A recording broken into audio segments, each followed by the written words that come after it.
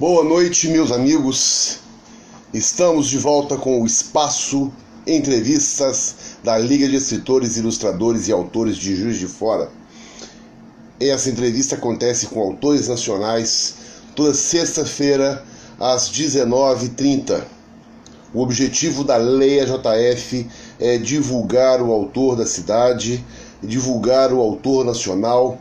A nossa literatura, ela é muito farta, muito rica, e o objetivo da Liga de Escritores e Ilustradores de Juiz de Fora é divulgar o autor nacional. Abrace um autor nacional. Hoje vamos ter o prazer de receber uma autora de Juiz de Fora, a Margarete Grande, durante esse período nosso de conversa, falar de suas obras, né, e vamos conversar bastante, vai ser muito bom. Vamos aguardar a Margarete entrar para a gente começar a conversar.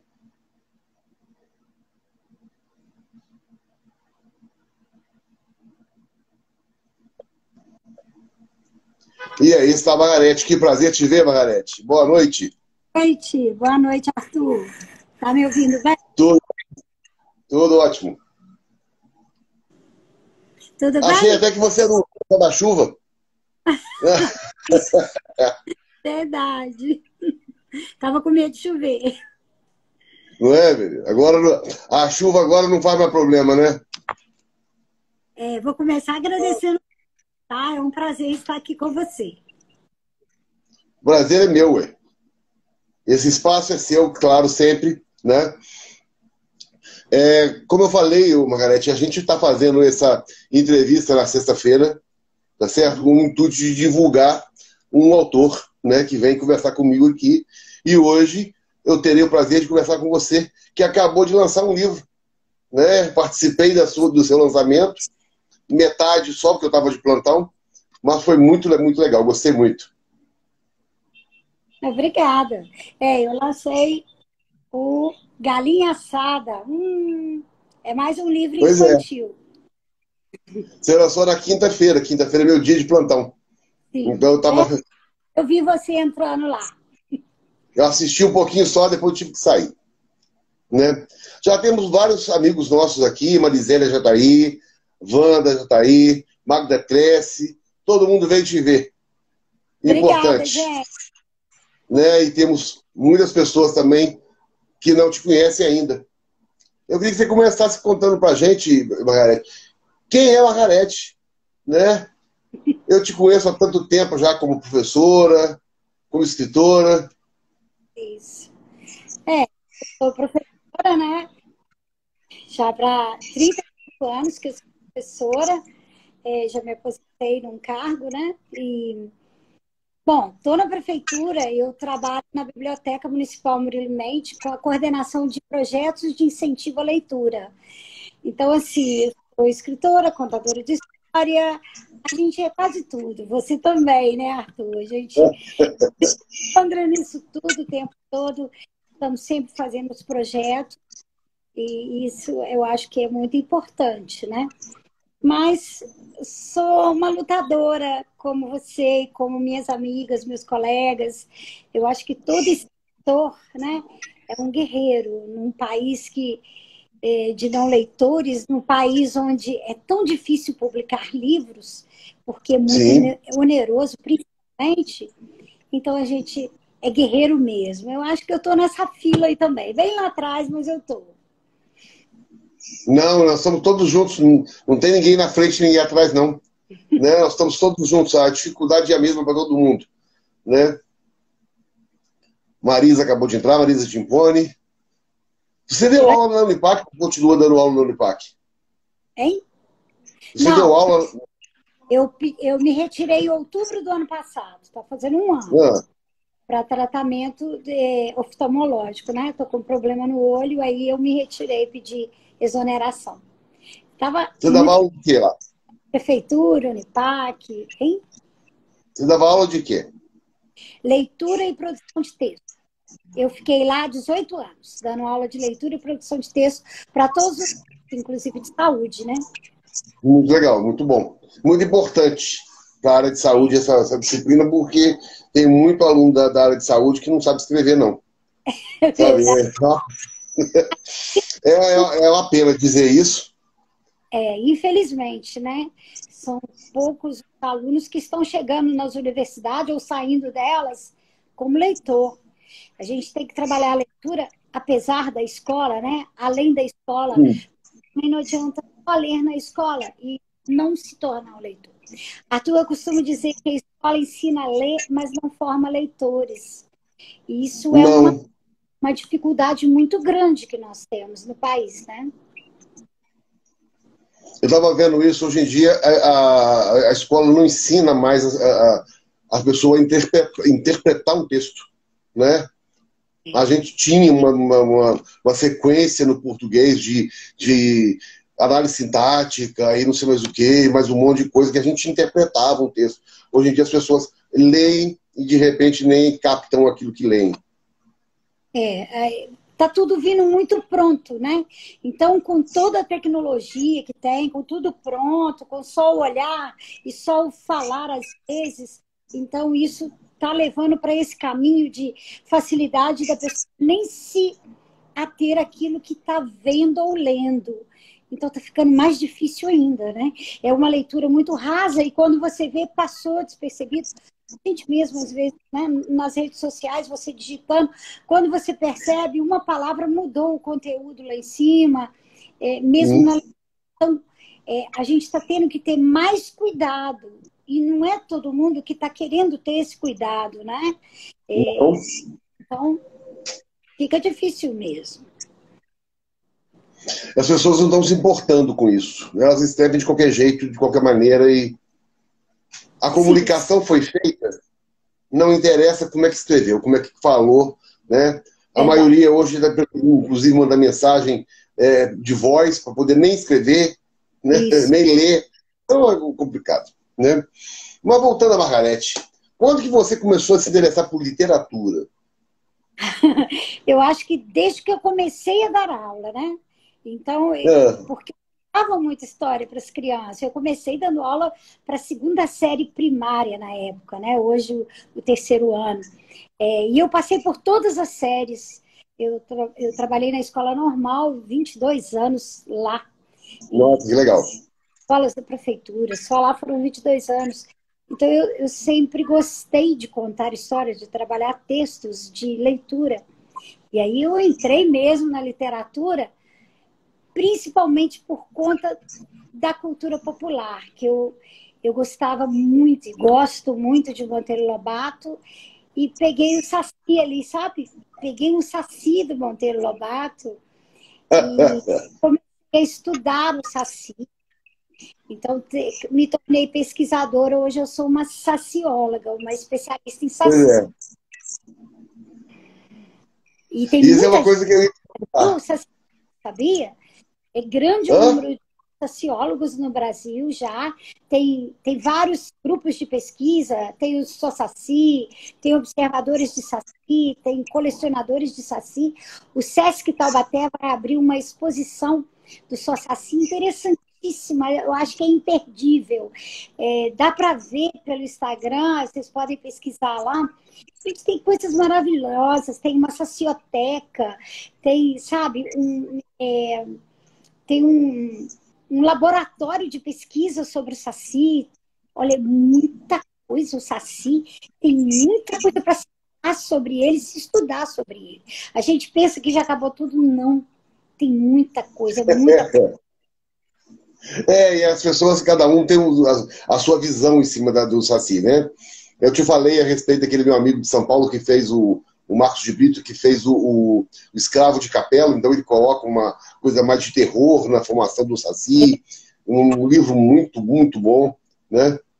Mas como é que é essa coisa da caça ao Saci? Na verdade, é uma contação de história, sabe? Ah, Que ele fazia, né? Tá parado. Antes da pandemia mesmo, já estava parado, né? Mas é uma contação de história no museu, à noite, com todas as luzes apagadas. As crianças tinham que ir ah, de Então eu contava a história já saindo ali do portão. Eu tinha monitoras e sempre o número de 50 crianças, mais ou menos. A procura sempre foi muito grande. Nos 35, a gente fez 35 vezes essa contação de história. Foram mais de 3.500 pessoas participando. Isso só Nossa, que legal, que bonito. fez fora daqui também. Então, a gente saiu, as crianças junto, eu na frente, com os monitores, né? E a gente ia devagarinho, procurando pistas, ouvindo barulhos, encontrava caipora, até dar a volta no parque do Museu Mariano Procópio, e lá naquele braço do lago que tem lá para o fundo, sabe? Que Sim. dá lá no Brasil, mas é fechado, né? Ali é viveiro de saci. Os sacis estão sempre naquele bosque ali, eles andam em bando, sempre tem saci. Então, a gente, toda vez que ia contar a história, dava de cara com o saci lá. As crianças viam o saci de verdade. Era muito legal, muito bom mesmo. É muito bom porque acaba que é como se você desse vida à história, né? Materializasse aquela história escrita. Muito legal, muito legal. Que legal. De repente tem que fazer de novo aí. Sim, eu acho que quando acabar essa pandemia a gente faz, mas nem com esse nome de caçada, que eu acho que é um nome muito forte, mas é uma contação de história, sabe? Uma procura do saci realmente. E eu sempre digo para as crianças no final, depois que a gente coloca o saci na garrafa, que tem que soltar, tem que libertar. Monteiro Lobato e outros folcloristas, né? Câmara Cascudo, Silvio Romero, a gente tem uma grande equipe de folcloristas no Brasil, já crescidos e outros atuais mesmo, que estudam o saci e mostram essa parte do pegar o saci e que a gente deve liberar, né? Não é legal ninguém ser preso em lugar nenhum e nada. Então, o saci também não. Ele é um personagem. Enquanto personagem vivo, eu sou criadora de saci, todos eles estão soltos, libertados, sabe? E a gente tem uma relação muito legal. Pois é. E nessa coisa do saci, você falou já de outros negros do folclore brasileiro, né?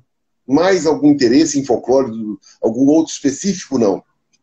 Sim, eu gosto muito de estudar e falar sobre a mula sem cabeça.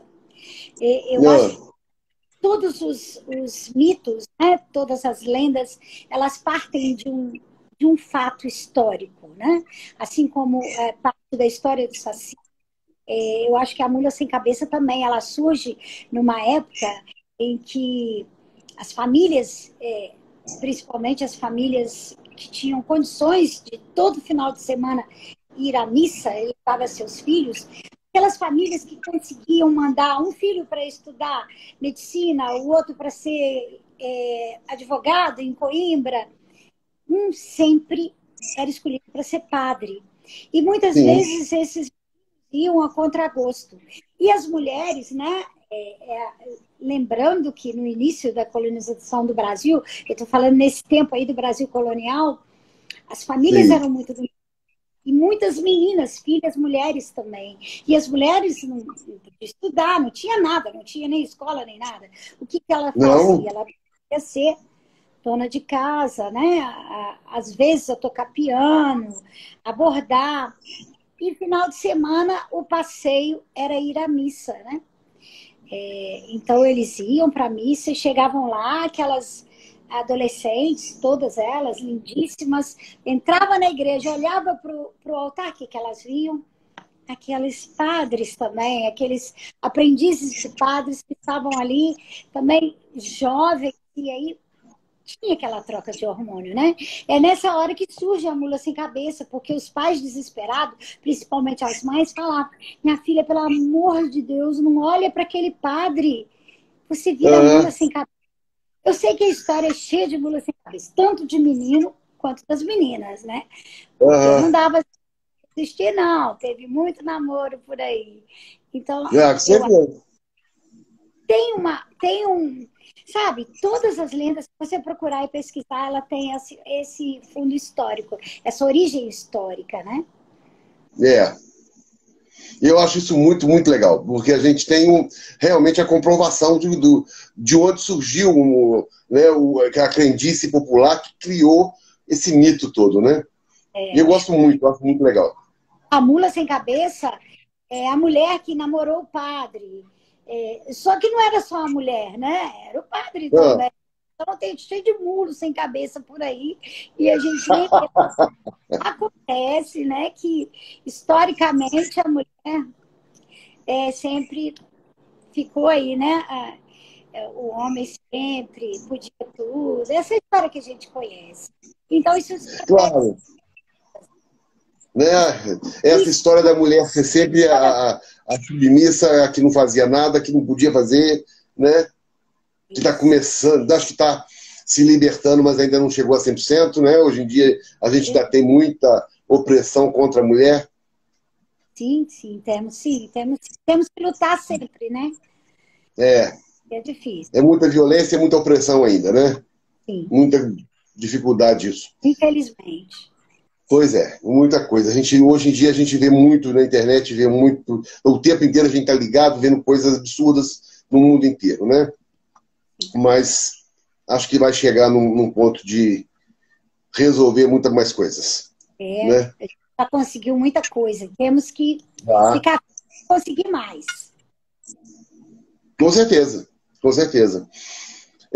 Você lançou livros, alguns livros já. Quantos livros você já lançou? Infantis, 7. 7? 7. Só sobre o Saci tem 3. E eu estou escrevendo histórias sobre o Saci, porque tem muito assunto sobre.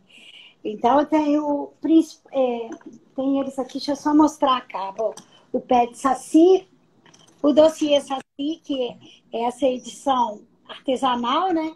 E que quase tudo sobre o Saci. E o Manual de Sociologia, que foi prêmio de literatura infantil na Off Flip, do selo Off Flip 2018, em Paraty. Eu ganhei o 2º lugar na categoria de literatura infanto-juvenil, né? E eu fiquei muito feliz. Eu conheço. Saiu o livro, Manual de Sociologia. Você muito sabe bem. que eu tenho vontade de abrir uma escola ou uma faculdade, um curso mesmo de sociologia, né? Porque tanta coisa sobre o Saci, sobre essa cultura popular, sobre suas origens, olha, dá para viajar, você nem imagina, sair só do mito, enquanto lenda, sabe, e partir para outras vertentes, dá para fazer um curso, viu? Até um curso de graduação. Muito legal. E, inclusive, dá para fazer uma explanação de toda a mitologia brasileira aí, né? Sim. Inclusive folclore brasileiro aí, que porque é importante. Né? Todos os mitos acabam imbricando mesmo. Você vê que tem um pouquinho de cada um nas histórias, acaba um pegando, porque nós somos um país continental e mesmo assim a influência de cada região e de cada história, ela adentra mesmo em todos os mitos, em todas as lendas. Sim. E como você falou, foi criado muita coisa para poder causar medo, cercear, segurar, né? E eu acho que aí ficou grande. Mas além do Saci, você fala de suas obras. O espaço é seu. Bom, eu escrevi... O primeiro livro que eu escrevi mesmo foi a Tia Milpe. Esse aqui. Esse aqui é uma segunda edição. É uma história que eu trabalho com a palavra mexerica, né? É uma brincadeira que eu e meu marido fazíamos com os nossos filhos pequenos. Era mirixica, xirimica ou mirixica.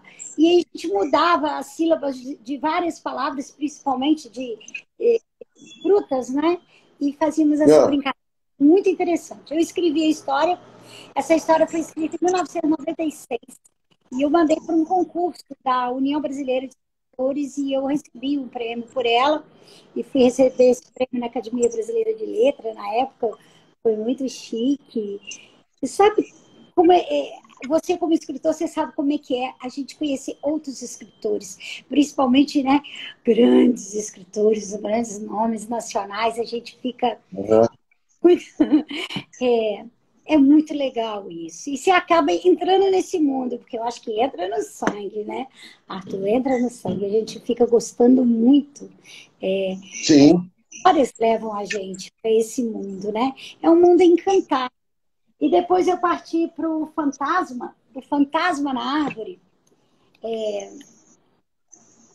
Eu escrevi durante uma aula, até na Unipac mesmo, onde eu estava dando aula para os meninos, acho que era a turma de nutrição. Eles estavam produzindo texto. Enquanto eu esperava, eu olhei para a janela e vi naquela avenida de fora, eles agora cortaram lá o morro, né, passaram o trator, mas tinha uma árvore e nela tinha pendurado uma sacola de supermercado e estava toda encardida. E parecia um É. fantasma. E você sabe que a história é assim, né?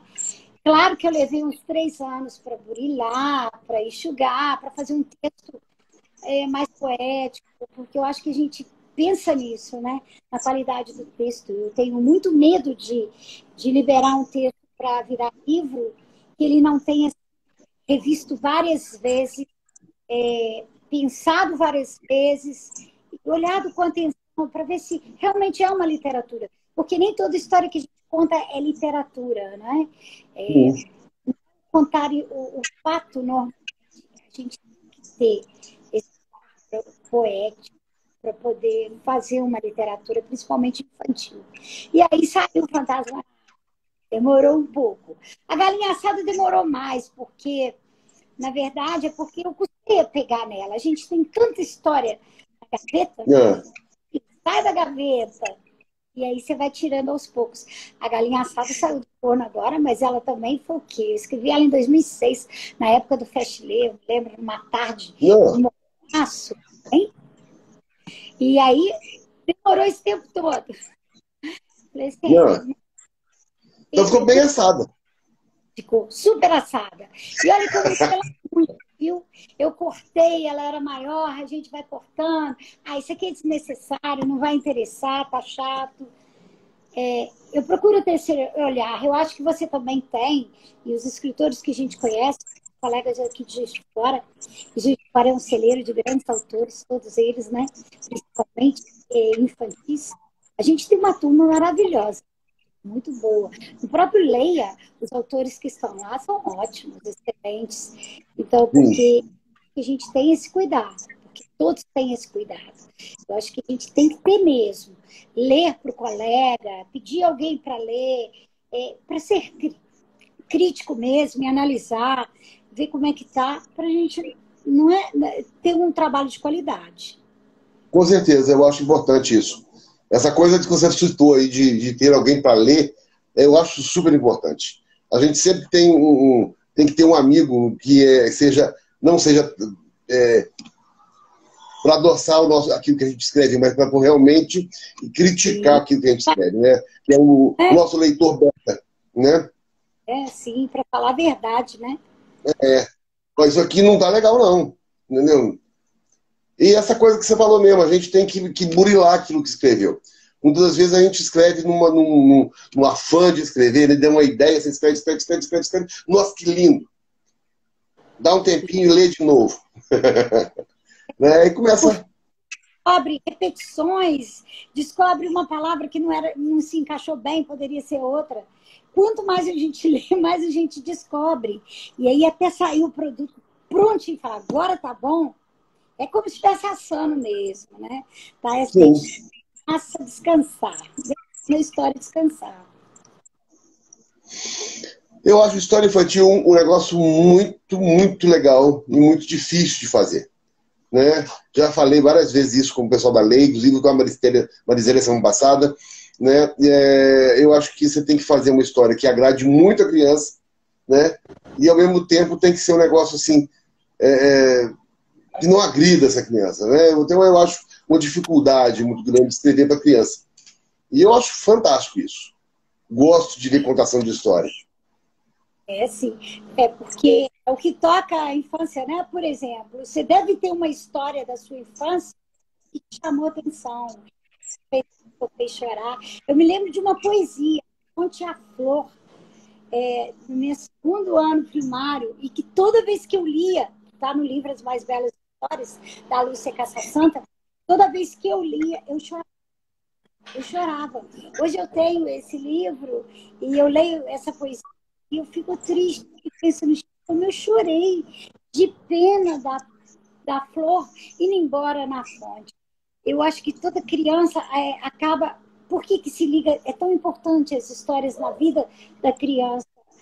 Porque são as histórias que fazem a gente, às vezes, descobrir sentimentos, descobrir verdades, descobrir a força de um lobo mau. Queria ser um lobo mau para destruir aquilo, para vencer na vida os problemas. Então faz muita falta a literatura infantil. A criança tem que ouvir, tem que ler principalmente.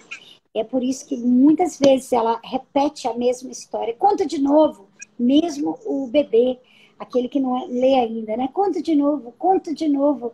É o que mais gosta. De qualquer maneira, está tocando nele alguma coisa da vida dele, da vivência dele. E a gente pode observar por aí, ver muita coisa, muitos problemas das crianças, né? Pelo que procura nas histórias, pelas histórias que procura. Eu acho muito importante começar a contar essa história para a criança cedo, incentivar essa criança a, né, entender a história, a começar a ler a história.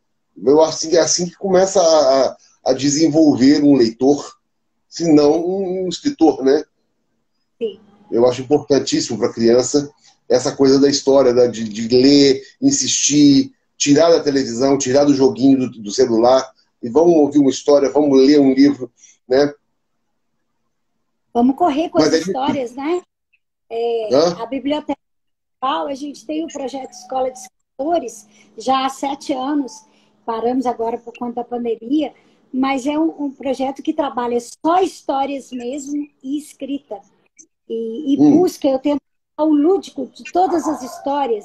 Então, eu me lembro, por exemplo, da história da Marina Colasanti, Uma Ideia Toda Azul, que a gente montou uma tenda de TNT azul fechada, e quando os alunos chegavam, são 4 turmas, esse ano a gente estava com 80 alunos, eles chegavam, eles mergulhavam dentro da tenda, como se estivessem entrando na história, sabe? E foram escrevendo e a gente foi pregando na tenda. Uma coisa simples, às vezes, te faz brincar com aquela história. E como é que mexe com a gente também, né? Como a gente aprende com em cima disso. Denise está dizendo aí que a história infantil ajuda as crianças a entender a realidade, né, e o mundo que as cerca. Com certeza. Eu acho que a historinha lá da família, do pai e da mãe, do rei e da rainha, da bruxa sendo contra aquilo tudo, eu acho que tem isso tudo, né, da própria folclore, acaba tendo para a criança uma mensagem que a gente não sabe qual é, mas que ela entendeu, né? Sim, que toca no fundo dela e naquilo que ela vive e que ela vivencia. E todos nós, todos passamos por alguns problemas, seja menor ou maior, alguma dificuldade enquanto criança, que às vezes os pais nem percebem. Dificuldades pequenas, não problemas grandes, mas isso toca nas histórias. É por isso que às vezes eu perguntei muito, quando eu dava aula na George Rodenbach, eu me lembro de uma criança de 6 anos na minha turminha, eu contando história para ela, e ela pulou na cadeira de susto com o Lobo Mau, era dos 3 porquinhos, e depois eu perguntei qual personagem que ele mais gostou ali, que personagem, se ele pudesse ser um personagem da história, qual que seria? Seria o Lobo Mau. E aí, eu conversando com ele, criança ainda, porque o Lobo Mau é forte. Quer dizer, na minha cabeça eu comecei a entender, forte o suficiente para acabar com aquele problema que provavelmente ele estava vivenciando. Então, isso é muito importante, né? E às vezes você acha assim, eu prefiro a bruxa do que a princesa, porque de repente a bruxa tem uma representação muito maior na história do que a princesa, né? Poder. E não é poder. Eu também sempre Você falou que às vezes o problema da criança é pequenininho, mas a criança é pequenininho e relativamente o problema é grande, né? Então ela tem realmente verdade. Ela, né? É, E é uma histórias visão da mesmo criança que com um problemão. consegue se libertar muitas vezes, né? É, Entender. É muito importante, sim. Tem que ter a literatura. E eu acho que todo tipo de história também, né?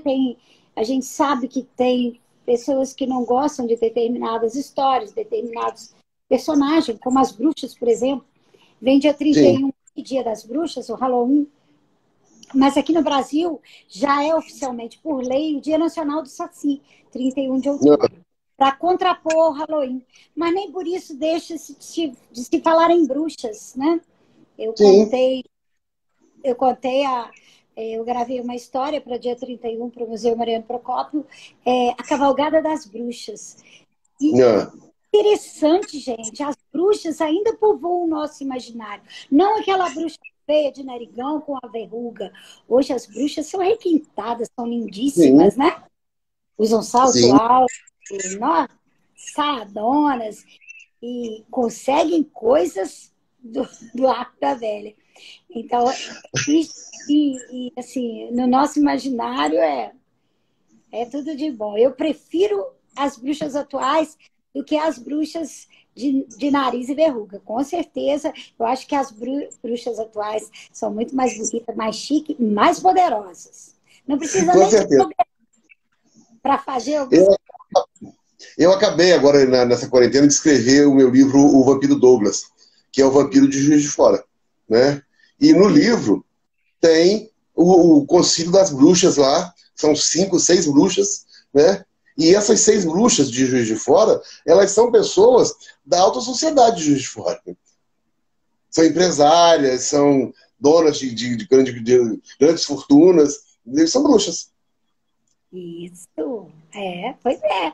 E assim como tem, né, os personagens Saci, as bruxas também, porque elas fazem parte dessa floresta onde eles vivem, né, Arthur?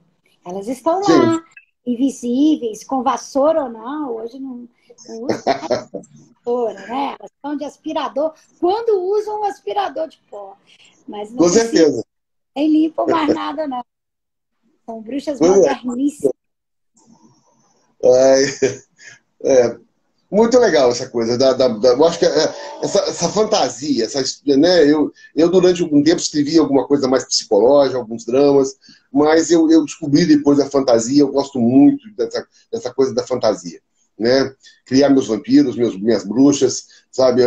No meu terceiro livro, da Mansão do Rio Vermelho, eu botei um monte de outras coisas diferentes. Eu botei, inclusive, zumbi, lobisomem, todo mundo fazendo uma coisa danada, né? Então, eu acho importante, eu acho muito legal isso. Mas isso é difícil, inclusive, para mim, nesse imaginário todo, escrever uma história infantil. As meninas da lei ficam, tem que escrever uma história de terror para criança. Eu falei, gente, mas eu não sei fazer isso. Vai ser um terror demais, senão não vai dar certo, não.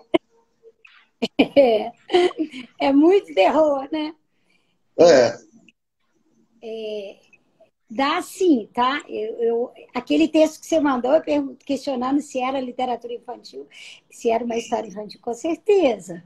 Assim, você chega lá, você caminha, é só você ir tirando um pouco do terror, porque o seu terror agrada a todas as idades. Com certeza, uhum. os pré-adolescentes, tem muita criança que pega e lê. Eu tenho alunos do projeto que já pegam livros na sessão de adultos com 11, 12 anos, e livros, assim, não importa a quantidade de páginas, e você vai ver, ele está lendo, sabe, vorazmente. Isso é muito importante, muito interessante. Eles pegam o seu livro, eles Sim. pegam qualquer tipo de livro, e para eles não é terror. Para mim, assistir um filme de terror, eu já não gosto. Eu tiro. Se for para ver filme de terror, eu escolho. Porque representa um terror grande para mim, mas para meus filhos, meu neto, já não é. É brincadeira, porque eles têm certeza que aquele terror não existe de verdade. É de um mundo encantado. Não faz o medo que faz em mim. Não é por medo. Eu não tenho estrutura para ver um Fred Krueger da vida cortando um boneco assassino. Sabe, eu fico espantadíssima com isso. Sim. Mas para essa geração de alunos nossos, isso é tranquilo. tranquilo. Que é isso, professor? Ele não falava, ai, que é isso? É tranquilo isso. Pois é, como é É, que ué. muda?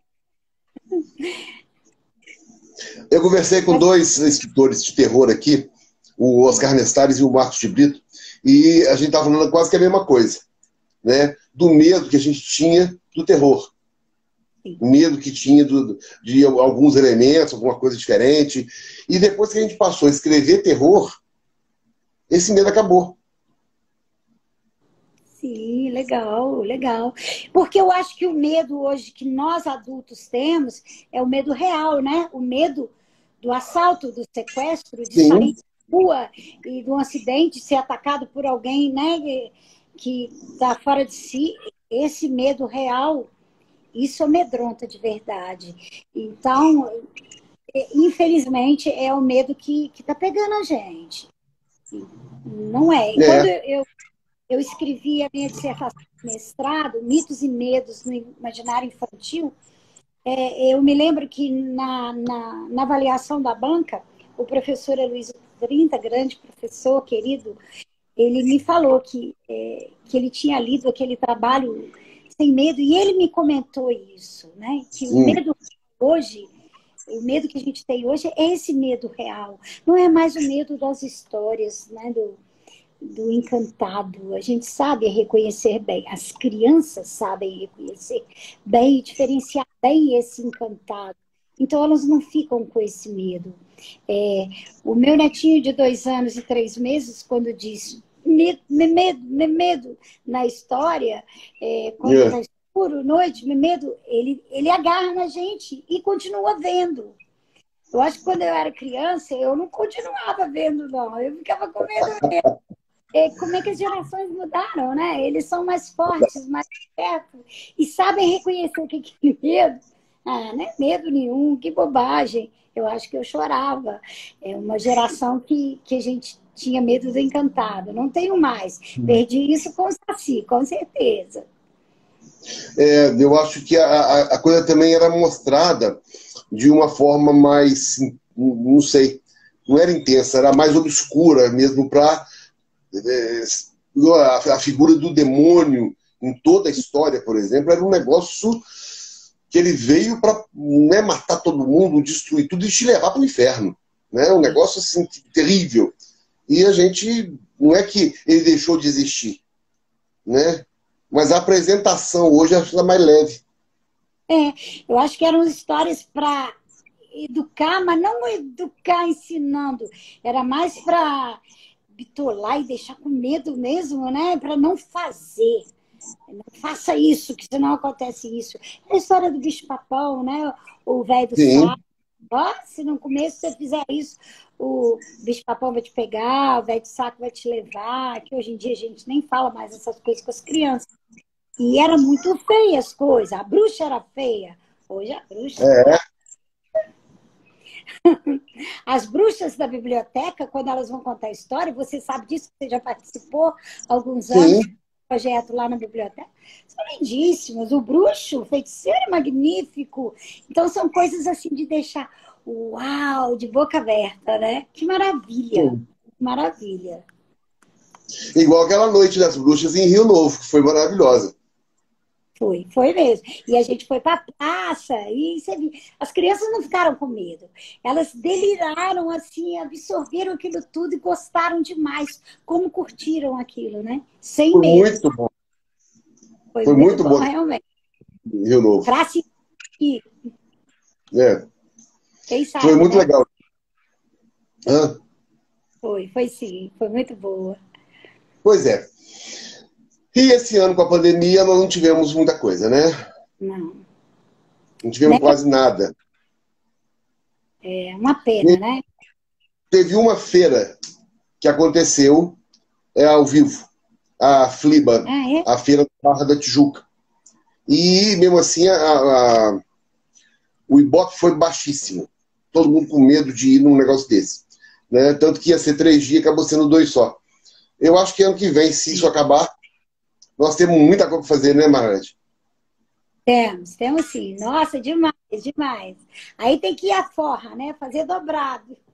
Com certeza. Se Deus quiser, né? Até segundo semestre do ano que vem, eu acho que já vai estar mais tranquila. Essa vacina tá para sair, Arthur? Você que é médico, tá saindo? Tá, mas não tem uma coisa assim definida que vai sair em novembro, vai sair em dezembro, vai sair no ano que vem, em julho. Não tem uma coisa definida ainda, né? É um negócio que realmente precisa de mais estudos e o prazo é muito curto, né? Aquilo que foi falado, para você liberar uma vacina, você precisa de pelo menos 2 anos. Agora está sendo feito um negócio muito mais rápido para liberar mais rápido. Então, por isso que aconteceu, por exemplo, de ter aquela de Oxford, que foi suspensa um dia porque teve uma pessoa que apresentou sintomas diferentes da vacina, suspendeu o processo, depois começou de novo. Então, vai chegar, né? Eu acredito que sim. Tá difícil de ver sem abraço dos amigos, né? Mas está dando medo, né? Eu tenho medo de sair à rua. Eu tenho medo. Estou tomando todos os cuidados, mas ficou muito medo de sair à rua. Sim. Porque eu sei Eu tenho que saído para trabalhar, ir fazer alguma compra no mercado, alguma coisa assim, mas a rua está lotada de gente. tá sim, muito cheio. Muita gente sem máscara. Sim. A pessoa sai de máscara, mas vai conversar com a outra, ela tira a máscara para falar. Ou seja, o que ela tinha que estar com a máscara na hora de falar, ela tira. Verdade. Né? Tá muito difícil. Preocupante Então, também. ainda está preocupando, sim. Eu vou lançar agora, inclusive, esse mês agora de outubro, tá, para sair a pré-venda, o Diário do Confinamento, que eu escrevi durante a pandemia aí. Legal, isso é bom. Ele vai sair pela Literis Editora, que comprou a ideia. Eu gostei muito. Então vai sair agora em outubro, ainda em outubro, espero. Que beleza. Mas, justamente falando isso, a respeito do medo que a gente está, né? O medo real, né? Esse medo O mais de jovem não está com medo, não. Não, mas ele está trazendo para o mais velho. Né? E as pessoas mais velhas estão com medo. Então o contato das pessoas está ficando cada vez menor. Está difícil. Tá assim. Né? Da situação, né? Tá assim. Eu escrevi muita coisa na pandemia. Que beleza. Você produz o tempo todo. É admirável. Sua produção é fantástica. Eu escrevo qualquer lugar, né? Muito, o tempo todo. Eu também escrevi bastante, eu acho que muita gente que está em casa está escrevendo, estão surgindo novos autores aí também. Estou sabendo de pessoas que estão escrevendo em casa, já que eu estou aqui, escrevi uma história. Isso é muito bom. Só vamos ter esse cuidado de olhar tudo que a gente está fazendo e o outro para ler também, né? Para a gente não deixar a nossa literatura cair. São grandes obras que nós temos. Muitos autores bons. Posso citar vários, não vou citar porque eu vou esquecer alguns. Mas pois é. Mas essa coisa que você falou de um ler o outro é importante. Né? Eu digo muito isso. É importante que a pessoa escreva. Deu uma ideia? Escreve. Isso. E pede alguém para ler. Né? Não adianta escrever e guardar na gaveta. A gente já fez muito isso na vida. Eu fiz muito isso na minha vida. Eu comecei a escrever criança. Gaveta, né, Arthur? Não pode ter medo de tirar da gaveta, não. Tira, enfrenta, até ouvir ou ler. E aí você vai dando uma mexidinha aqui, lá, quando você vê, tá maravilhoso, tá ótimo. Tem que ser assim. E o melhor termômetro hoje são as... temos uma forma de publicação de graça, por exemplo, nessas plataformas, né? Que de repente você consegue uma publicação legal do seu livro. E tem as leis de incentivo, né, que ainda estão acontecendo também. Sim. E menos, mas ainda estão acontecendo. Tem muitas oportunidades, sim. Tá? E não tá tão difícil quanto há 10 anos atrás. Hoje, as próprias gráficas, né, elas estão... Então, o autor independente tem oportunidades e tem maneiras de negociar, de fazer o seu livro. Claro, consegue... Tudo que era no início, eu acho que todo mundo tá vendo que não vai ter chance. Se todo mundo aumentar tudo demais, como a alimentação está aumentando absurdamente, os outros setores vão acabar fechando e perdendo. Então, todo mundo tem que pensar e diminuir, e dividir, negociar, não é? Para dar chance a Claro. todo mundo. E hoje está acontecendo uma coisa importante, que você está conseguindo fazer uma impressão com menor número de livros, por exemplo. Você pode imprimir 50 livros, 100 livros, né? Antigamente não, você tinha um número muito maior e, apesar do livro ficar mais barato, o gasto inicial era mais caro. Então, fica muita gente de publicar, né? Os próprios profissionais, né? A gente já tem muitos profissionais de fora. Nós temos ilustradores ótimos e designers gráficos também que estão surgindo e estão trabalhando e colocando. Eu sei que a qualidade de todos os livros, de tudo que está sendo publicado, está melhorando e pode melhorar muito mais ainda, porque está todo mundo, né, fazendo melhor. Eu acho que essa pandemia serviu para cada um dentro da sua área estudar mais um pouco, né, ver o que está surgindo e criar mais e melhor. Assim como a gente também começou a estudar mais e tá cheio de histórias aí. Legal, eu quero ler essa sua da pandemia, hein? Ah, com certeza. Eu vou ler. anunciar muito. Espero que a partir da semana que vem já esteja podendo anunciar direitinho aí. Vai ser muito legal. Tô apaixonado pelo livro. Tá bonito. Mas eu acho importante essa coisa que você falou aí. Eu acho que as pessoas estão primando por fazer bem feito. Porque às vezes a gente vai ler um e-book na Amazon, por exemplo, e você começa a achar erros de português, erros graves, porque a pessoa não fez uma revisão. E aquilo depõe contra. Você para de ler, você fala mal. Né? Eu não consigo ler um texto todo cheio de erro. Então, com isso, as pessoas estão procurando fazer já uma coisa mais bem elaborada, uma revisão legal. Então, eu acho que está servindo para fazer uma coisa mais bonita. Tem que ser, né? Não pode soltar qualquer coisa. O texto com erro faz a gente parar de ler mesmo. E a gente fica arrepiada, né? Nossa Senhora, não acredito. Tem que corrigir. Eu já vi muito texto também com erro, livros também. O livro, livro com erros horrorosos. Sim. Eu já vi isso no computador. Planos para o futuro. Mata a ideia, porque o cara que está lendo lá, a pessoa que está lendo acaba desistindo e às vezes era mais um leitor e às vezes deixa até de ser leitor, né? Pois é, e era um leitor que podia ser um divulgador, né?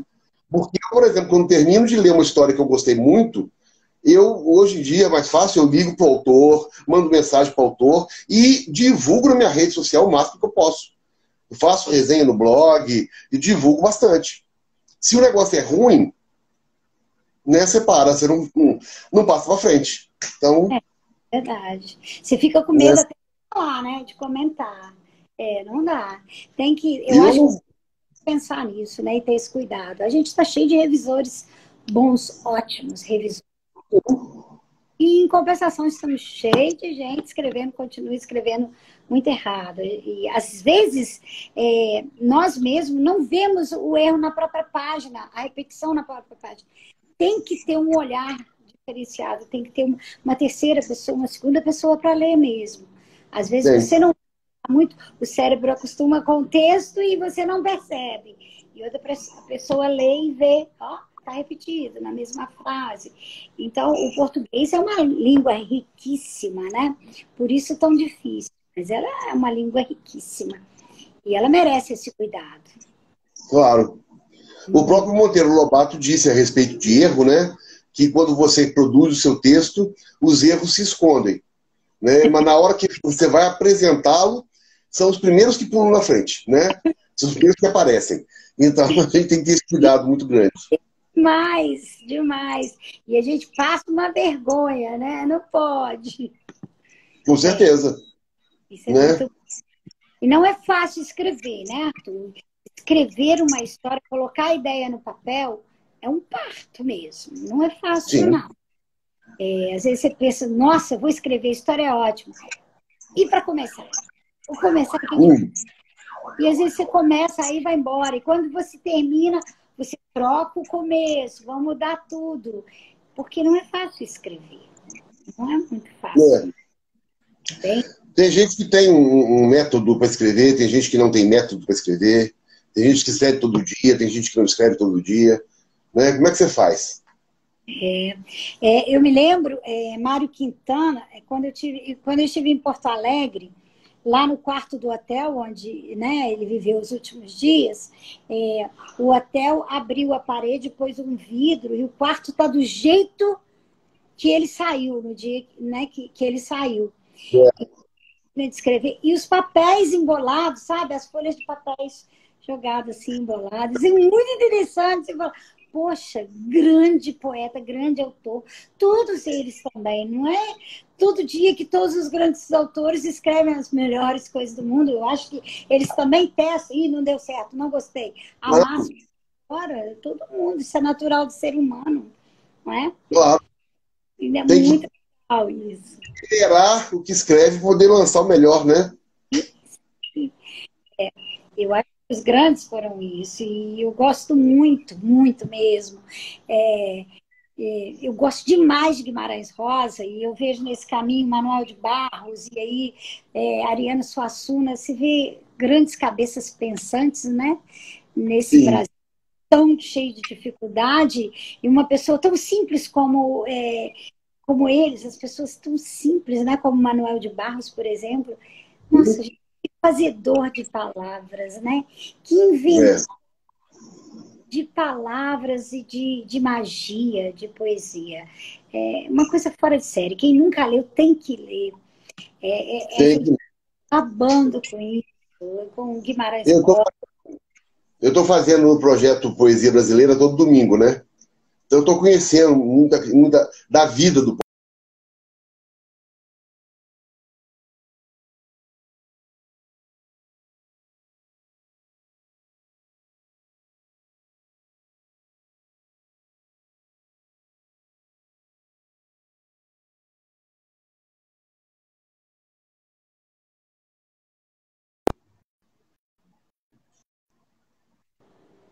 né?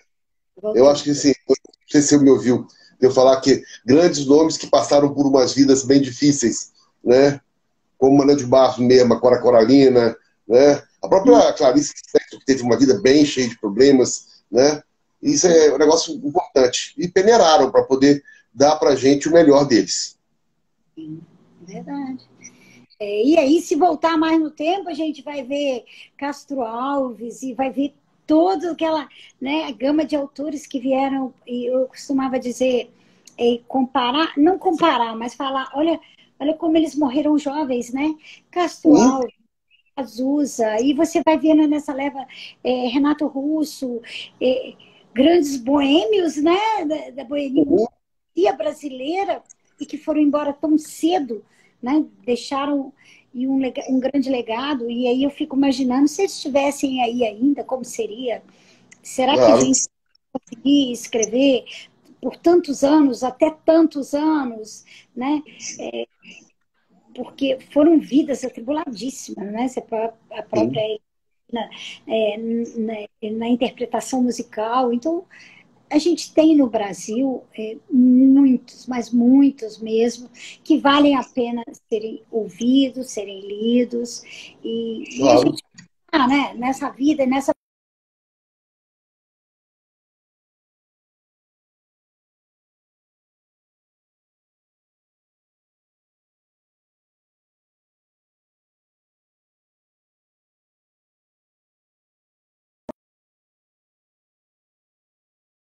muita história, né? As nossas músicas aí, Não. a música a nossa MPB, como tem música, né? Que conta a história. E você vê debaixo dos caracóis dos seus cabelos. Então, são músicas que são histórias. E que são São histórias histórias. e que contam a história vivida naquela época, naquele tempo. Será? Como é que eles se veem hoje ouvindo o que escreveram, né? Os autores, os... É E muito eram interessante. músicas feitas em cima de poemas, né? Sim, A letra era uma poesia, sim. né? Isso mudou muito. Verdade. Mas, né? Eu Você acho que fala é a coisa. sobre Tomás Antônio Gonzaga, sou apaixonada na história de Tomás Antônio Gonzaga. Eu não sei se você contou essa história Não, dele com a Maria do... Ele tinha 40 anos e ela 16, eram apaixonados. Você falou sim, sobre essa história. Então, quando ele vem falei. contar em Marília de Dirceu, ele canta o amor dele por ela, é lindíssimo, gente. A história da Inconfidência Mineira, uma inconfidência tão trágica, né? Ela foi cantada pelos versos tanto de Alvarenga Peixoto quanto de Tomás Antônio Gonzaga, Cláudio Manuel da Costa, e é uma história lindíssima. Quando visita, né? Já fui a Ouro Preto e fico me imaginando a cena de Tomás Antônio Gonzaga na janela lá da sua casa, vendo a Maria Doroteia passear lá na casa do tio, onde ela morava. Gente, foi um amor proibido e logo às vésperas deles se casarem, né? Ele foi preso e aconteceu tudo. Gente, é uma história sofrida, né? Como toda Muito a lindo. história, eu acho que de todo o país, a parte de independência, de luta pela independência, pela liberdade, são histórias sofridas, né? E olha como surgiram autores, grandes cabeças, grandes poesias, e quando você lê os poemas deles, você se apaixona. Quem é que não lê? Bom, pela minha geração, Bárbara Bela, do Norte Estrela, que o Celestino... Nossa, Domingo, eu acho domingo muito... agora, domingo agora, no projeto Poesia Brasil, eu apresento o Alvarenga Peixoto e Bárbara Ilhadora. Ai, que maravilha! Vou falar Ai, dos dois juntos, porque não tem jeito de separá-los. ai, eu Né? senti... Tem Nossa, poemas, tem poemas que são legados a ele, mas que foi ela que escreveu. Né? Tem é, uma coisa meio. Né? E a obra dela ficou muito restrita, porque é mulher. Naquela época não podia ser uma escritora, não podia ser uma poetisa, não podia ser uma política, né? Então a sim, obra dela foi muito reduzida. é Mas eu acho uma... que vai ser uma live boa. Parece que ela morreu louca, né? Enlouqueceu e foi para um hospício, ou morreu em casa mesmo, doida, não me lembro certo. Mas Foi é uma pena. muito Né? complicado, sim. Sobre... Margarete, Vou nós estamos assistir. com 2 minutos. Infelizmente, aqui o Instagram corta com 1 hora, então nós estamos com 2 minutos. Eu Tá. queria que você falasse alguma coisa dos seus planos futuros, de mensagem para alguém que está nos vendo. Tem muita gente Aí te vendo aqui. olha, eu agradeço, muita gratidão a todo mundo que entrou aí para ver a gente, ouvir a gente falar. Agradeço demais, eu conheço a maioria, te agradeço essa oportunidade. Eu acho que, como você, o plano que a gente tem é que tudo melhore rápido para a gente colocar essa produção para correr, né? Colocar Sim, ela para fazer mesmo, principalmente para os jovens e para as crianças. E eles precisam disso tudo e ter como exemplo as produções e também produzir. Eu acho que o país precisa ter mais leitores, muito mais leitores e leitores críticos. Né? com Precisamos disso. certeza. Muito Com certeza. obrigada. Te agradeço demais. E eu Te agradeço agradeço. muito a sua presença. Né? Você foi uma das fundadoras da Liga de Escritores, Ilustradores e Autores de Juiz de Fora. A casa é sua, portas abertas sempre que quiser, tá certo? Agradeço Muito, muito esse papo gostoso que nós tivemos. Nós estamos com menos de 1 minuto. Aqui é complicado porque, de repente, encerra o processo. Gente, muito obrigada. foi um prazer imenso conversar com a Margarete Marinho. Né? Ela tem, como disse, vários livros. Procurem conhecer.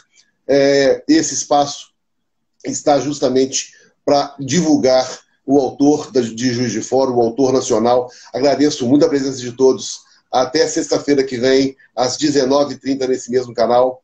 Tá? Um beijo para vocês. Bom fim de semana. Obrigado, Margarete. Beijo. Tchau.